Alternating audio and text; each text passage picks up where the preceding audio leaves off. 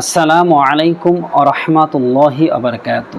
প্রিয় ভাই ও বোনেরা, আপনারা আয়াতুল কুরসি সম্পর্কে অনেক রকম কথা শুনেছেন যে এই আয়াতে নাকি আল্লাহ তাআলা অসংখ্য ফজিলত দিয়েছে।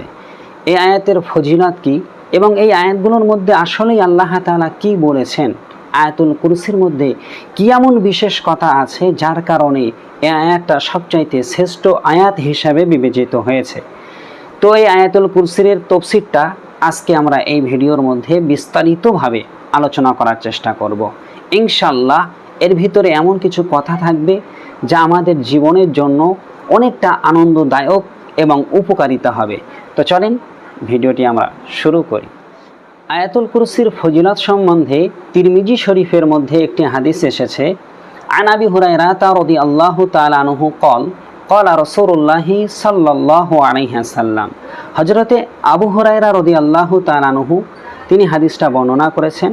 তিনি বলেন, মহানবী সাল্লাল্লাহু আলাইহি ওয়াসাল্লাম ইরশাদ করেছেন, লিকুল্লি শাইইন সানামুন। আমার নবী বলেন, প্রত্যেকটি জিনিসের একটা চূড়া আছে। ওয়া ইন্না সানামাল কুরআনি সূরাতুল বাকারা। আর এই কোরআনের চূড়া হলো সূরাতুল বাকারা।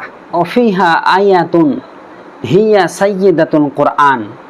আর এই সূরার মধ্যে ঠিক এমন একটা আয়াত আছে যে আয়াতটাই হলো গোটা কোরআন মাজিদের মধ্যে সবচাইতে শ্রেষ্ঠতম আয়াত। অফিহা আয়াতুন হিয়া সাইয়্যিদাতুল কোরআন। আর ঠিক এই সূরার মধ্যে আমার আল্লাহ তাআলা এমন একটা আয়াত নাজিল করেছেন যে আয়াতটি হলো গোটা কোরআন মাজিদের সর্দার। কোরআন মাজিদের মধ্যে যতগুলো আল্লাহ আয়াত নাজিল করেছেন সেই আয়াতের মধ্যে সবচাইতে শ্রেষ্ঠতম আয়াত হলো এই আয়াতটি, হিয়া আয়াতুল কুরসি। আর এই আয়াতটির নাম হলো আয়াতুল কুরসি। সুবহানাল্লাহ। তাহলে এই হাদিসটা থেকে জানা গেল আয়াতুল কুরসির মর্যাদা কত বেশি। ঠিক তিরমিজি শরীফের মধ্যে আরও একটা হাদিস আছে হযরতে আইয়ুব আনসারী রাদিয়াল্লাহু তাআলা আনহু থেকে বর্ণিত।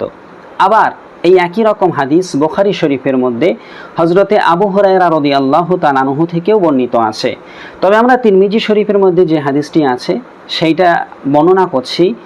একবার হযরতে আবু আইয়ুব আনসারী রাদিয়াল্লাহু আনহু আমার রাসূলুল্লাহর কাছে গিয়ে বললেন, ইয়া রাসূলুল্লাহ, ইয়া হাবিবাল্লাহ হুজুর, প্রতিনিয়ত আমার খেজুর বাগান থেকে একটা দুষ্টু জিন সে খেজুর চুরি করে নিয়ে যায়।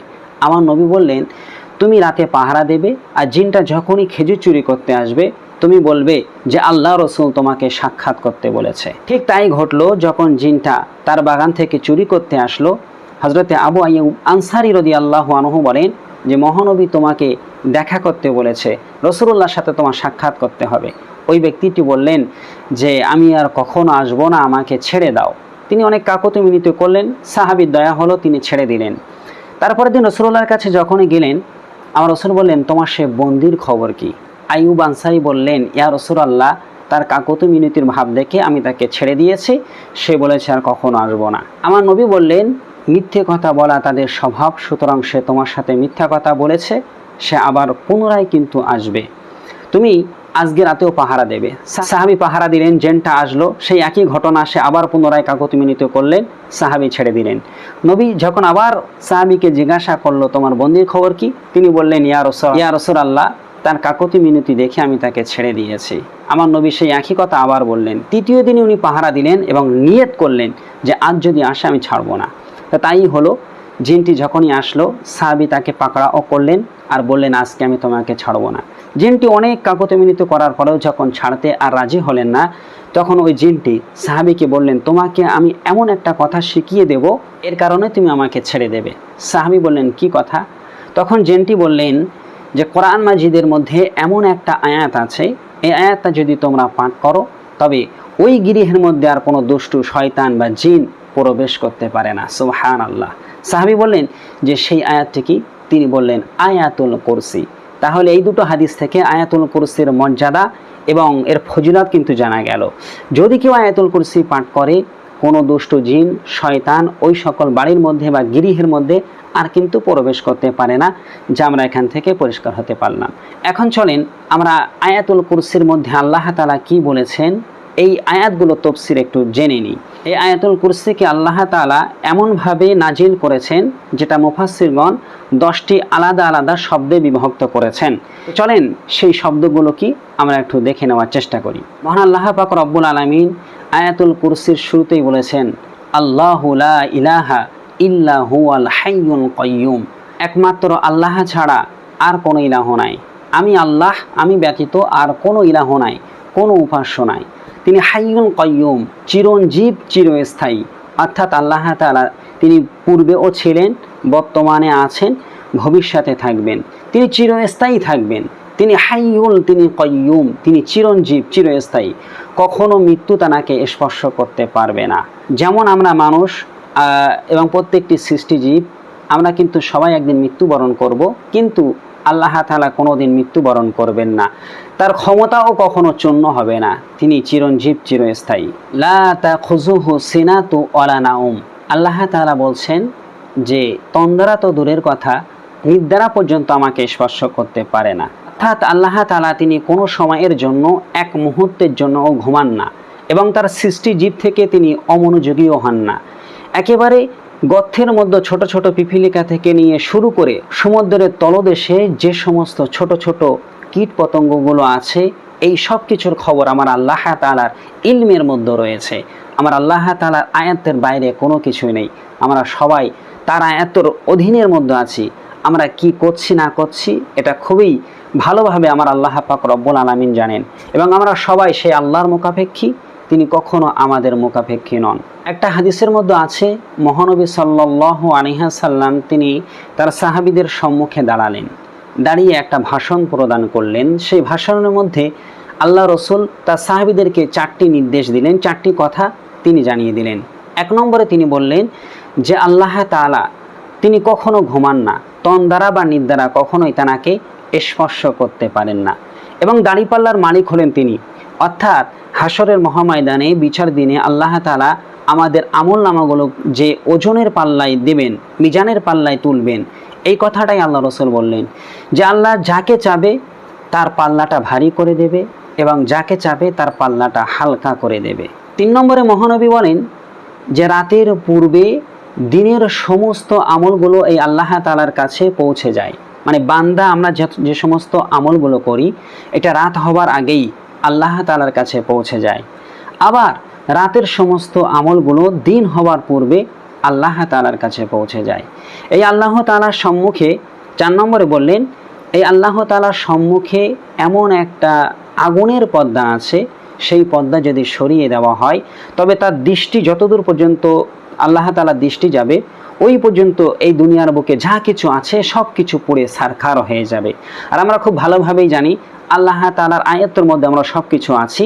তার মানে আল্লাহ যদি তার দৃষ্টি দুনিয়ার দিকে দেন, তামাম দুনিয়াখানা ধ্বংস হয়ে যাবে যদি এই আগুনের পর্দাটা আল্লাহর সামনে না থাকে। 4 নম্বর শব্দের মধ্যে আল্লাহ তাআলা বলেছেন লাহু মাফিস সামাওয়াতি ওয়া মাফিল আরদ। এই নবমণ্ডল এবং ভূমণ্ডলের মধ্যে যা কিছু আছে সব কিছু আল্লাহ তাআলার অধীনের মধ্যেই আছে। অর্থাৎ আল্লাহ তাআলার আয়াতে আছে এবং সব কিছুই তার সৃষ্টি এবং সব কিছুই তার মুখাপেক্ষী। এই আসমানের মালিক হলেন আল্লাহ, জমিন, চন্দ্র, সূর্য, নক্ষত্র, এই সব কিছুর মালিকই হলেন মহান আল্লাহ পাক রব্বুল আলামিন। কিন্তু আমাদের মধ্যে কিছু বোকা মানুষ এমনও আছে যিনি এই সব কিছুকে সৃষ্টি করেছেন, যিনি সূর্যকে সৃষ্টি করেছেন, চন্দ্রকে সৃষ্টি করেছেন। মানুষ সেই চাঁদকে পূজা করে, সেই সূর্যকে পূজা করে, কিন্তু যিনি এই সব কিছুকে সৃষ্টি করলেন তাকে আমরা ভুলে যাই। আমাদের মতো বোকা মানুষ কি আর কেউ আছে? এই জন্য তারাই হলো ভাগ্যবান যারা সেই আল্লাহকে মেনে চলতে পারে। 5ম শব্দের মধ্যে আল্লাহ তাআলা বলেছেন মান জাল্লাযী ইয়াশফাউ ইনদাহু ইল্লা বিইজনি। কে আছে যে আমার অনুমতি ব্যতীত আমার কাছে সেই দিন সুপারিশ করবে? অর্থাৎ কিয়ামতের দিন কেউই আল্লাহ তাআলার অনুমতি ব্যতীত আল্লাহর কাছে অন্য কোনো মানুষের জন্য বা কোনো কিছুর জন্য সুপারিশ করতে সক্ষম হবেন না। আল্লাহ তাআলা 5ম শব্দটির মধ্যে এ কথাটি উল্লেখ করলেন। তার মানে কিয়ামতের দিন আল্লাহ শুধু যাকে অনুমতি দেবেন সুপারিশ করার জন্য, ওই ব্যক্তি একমাত্র সুপারিশ করতে পারবে। আল্লাহর অনুমতি ব্যতীত কেউ সুপারিশ করতে পারবে না। যেমন সূরা নজমের মধ্যে আল্লাহ তাআলা বলেছেন যে আসমানে যতগুলো ফারিস্তারা রয়েছে তাদের সুপারিশ গ্রহণ করা হবে না। সূরা নজমের 26 নম্বর আয়াত, যে তাদের সুপারিশ কিন্তু আমি আল্লাহ আমার দরবারে কবুল করা হবে না। আমি আল্লাহ যার প্রতি সন্তুষ্ট হয়ে যাকে অনুমতি প্রদান করব, শুধুমাত্র তারাই সুপারিশ করতে পারবে। তাহলে এখান থেকে বোঝা গেল যে কিয়ামতের দিনে আল্লাহ তাআলা অনেককেই সুপারিশ করার অধিকার দিতে পারেন, তবে সেটা আল্লাহর ইচ্ছা। আল্লাহ কাকে সুপারিশ করার অধিকার দেবেন, সেটা আলেমও হতে পারে, হাফেজও হতে পারে। অনেক ব্যক্তিরা বলে থাকেন যে আলেম হাফেজরা তারা সুপারিশ করতে পারবে না, কিন্তু সূরা নজমের এই আয়াত বা আয়াতুল কুরসির এই শব্দটা থেকে আমরা পরিষ্কার হতে পারি, আল্লাহ তাআলা যাদেরকে নির্দেশ দেবেন তারা কিন্তু সুপারিশ করতে সক্ষম হবেন। তবে নিজের কারোর কোনো ক্ষমতা নেই যে কেউ সুপারিশ করতে পারে একমাত্র রাসূল ছাড়া। তবে আল্লাহ যাদেরকে ওই দিন সুপারিশ করার অধিকার দেবেন তারা কিন্তু সুপারিশ করতে পারবে। 6 নম্বর শব্দের মধ্যে আল্লাহ তাআলা বলেছেন ইয়ালামু মা বাইনা আইদিহিম ওয়া মা খালফাহুম, যে পূর্বের সমস্ত খবর সম্পর্কে আমার আল্লাহ তাআলা অবগত আছেন, বর্তমানের খবর সম্পর্কে তিনি অবগত আছেন, এবং ভবিষ্যতে খবর সম্পর্কে আমার আল্লাহ তাআলা অবগত আছেন। কারণ তিনি হলেন আলিমুল গায়ব, তিনি হলেন ভবিষ্যতের দ্রষ্টা, বা ভবিষ্যতের সমস্ত সংবাদ আল্লাহ তাআলার কাছে আছেন। তো এই জন্য আমরা পূর্বে যে সমস্ত কাজকর্ম করেছি, যত গুনাহ করেছি, এই সব কিছু কিন্তু আল্লাহ তাআলার ইলমের মধ্যে আছে। বর্তমানে আমরা যা কিছু করছি এই সব কিছু আল্লাহ তাআলা জানেন। আল্লাহর চোখে আমরা কোনো দিন ফাঁকি দিতে পারবো না। এই জন্য সবসময় আমাদের প্রত্যেকটি কর্মতে বা প্রত্যেকটি কাজে আল্লাহকে ভয় করা উচিত, যে আল্লাহ তাআলা তো আমাকে দেখছেন, আমার বর্তমান অবস্থা সম্পর্কে তিনি জানেন। আমি দুঃখের মধ্যে আছি, আমি আল্লাহর কাছে জানাবো। মানুষের কাছে চাওয়ার থেকে আল্লাহর কাছে আপনি আগে অ্যাপিল করেন, আগে চান।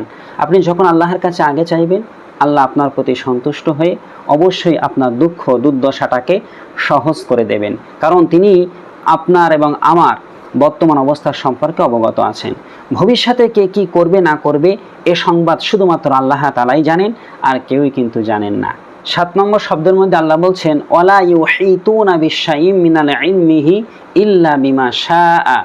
আল্লাহ তাআলা এই শব্দটার মধ্যে বলেছেন একমাত্র আল্লাহ তাআলা যতটুকু ইচ্ছা করেন ততটুকু ব্যতীত আল্লাহ তাআলার অনন্য জ্ঞান সম্পর্কে কারোর কোনো ধারণা নেই।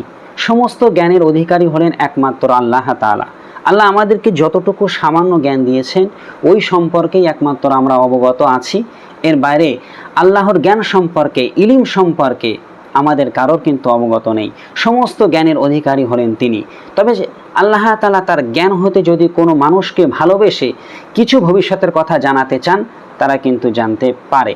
যেমন আল্লাহ তাআলা অনেককে হিকমা দান করেছেন, প্রজ্ঞা দান করেছেন। তো আমরা যতই চেষ্টা করি না কেন যে সেই আল্লাহ তাআলার খোঁজ করার জন্য, আমাদের জ্ঞান দ্বারা কখনো আমরা তার খোঁজ পাবো না, অর্থাৎ তার জ্ঞান সম্পর্কে আমরা কোনোদিন হদিশ পাবো না। সমস্ত জ্ঞানের অধিকারী হলেন একমাত্র আল্লাহ তাআলা। তিনি আমাদেরকে খুবই সামান্য জ্ঞান দিয়েছেন, তারপরেও আমরা এত অহংকার করি। 8 নম্বর শব্দের মধ্যে আল্লাহ তাআলা বলছেন ওয়াসিয়া কুরসিয়ুহুস সামাওয়াতি ওয়াল আরদ, তার আসন আসমান ও জমিনের থেকে সুবিশাল। সুতরাং আল্লাহ তাআলার যে কুরসি আছে, এই কুরসি সম্পর্কে তাফসীরের মধ্যে এসেছে, হযরতে আব্দুল্লাহ ইবনে আব্বাস রাদিয়াল্লাহু আনহু বলেন কুরসিটা হলো আল্লাহ তাআলার পা রাখার জায়গা। তার কুরসিটা কেমন এটা নিয়ে চিন্তা ভাবনা করে কোনো ধারণা করা যে আল্লাহ তাআলার কুরসি এমন হতে পারে, এগুলো সবই কিন্তু কুফরি। এমন ধারণা কোনো সময়ের জন্যই করা যাবে না। আল্লাহ তাআলার কুরসি কেমন সেটা একমাত্র আল্লাহ তাআলাই ভালো জানেন। তবে আল্লাহ তাআলা আমাদেরকে তার কুরসি সম্পর্কে এতটুকু বলেছেন যে এই আসমান ও জমিনের থেকেও তার কুরসি সুবিশাল, এর থেকে বহু গুণে আল্লাহর কুরসি বড়। 9 নম্বর শব্দের মধ্যে আল্লাহ বলেছেন ওয়ালা ইয়াউদুহু হিফযুহুমা, এই এত কিছু সংরক্ষণ করার ব্যাপারে আল্লাহ তাআলার বিন্দু মাত্র কষ্ট হয় না। তার কাছে এই সব কিছুই খুবই সহজ। আমার আল্লাহ পাক রব্বুল আলামিন গোটা বিশ্বটাকে বা এই বিশ্বের মধ্যে যা কিছু আছে এই সব কিছুকে তিনিই পরিচালনা করছেন। চন্দ্রকে তার নিজে কক্ষপথে, সূর্যকে তার নিজে কক্ষপথে, সব কিছু আমার আল্লাহ পাকই করাচ্ছেন। এই রাত দিন করা, মানুষকে যে রিজিকের দায়িত্ব, প্রত্যেকটি প্রাণীর যে রিজিকের দায়িত্ব, তাদেরকে সুস্থ রাখা, তাদেরকে রোগ দেওয়া, এই সব কিছু নিয়ন্ত্রণ করে থাকেন একমাত্র আল্লাহ তাআলা। আর আল্লাহ বলছেন এই সব কিছুকে পরিচালনা করা আমি আল্লাহ আমার কাছে অতীব সহজ, বিন্দু মাত্র ও কঠিন নয়। আর 10 নম্বর শব্দটির মধ্যে আল্লাহ তাআলা বলছেন ওহুয়াল আলিউল আযীম, তিনি সর্বোচ্চ মহিয়ান এবং সব কিছুর উপরে তিনি ক্ষমতাবান। আল্লাহ তাআলা হলেন সবচাইতে শ্রেষ্ঠ। এই কথাটাই আল্লাহ তাআলা এই আয়াতের সর্বশেষ শব্দটার মধ্যে উল্লেখ করে এই আয়াতটি তিনি সমর্থন করেছেন। তো এই আয়াতের মধ্যে থেকে আমরা কিন্তু অনেক কিছুই জানতে পারি, আমাদের অনেক কিছু শিক্ষা আছে। যেমন আমরা কোনো সময় যদি ভুল পথে চলি তখন কিন্তু আমরা এটা মনে করতে পারি যে আল্লাহ তাআলার আয়াতের বাইরে আমরা কেউই নেই, এই সব কিছু তিনি দেখছেন, আমাকেও দেখছেন। তো এই কথাগুলো স্মরণ করে আমরা কিন্তু আল্লাহকে ভয় করে মেনে চলতে পারি। তো ভিডিওটি কেমন লাগলো অবশ্যই জানাবেন, আর মতামতটা কমেন্টে লিখবেন। ইনশাআল্লাহ আগামীতে আপনাদের সাথে আবার দেখা হবে। আল্লাহ হাফেজ।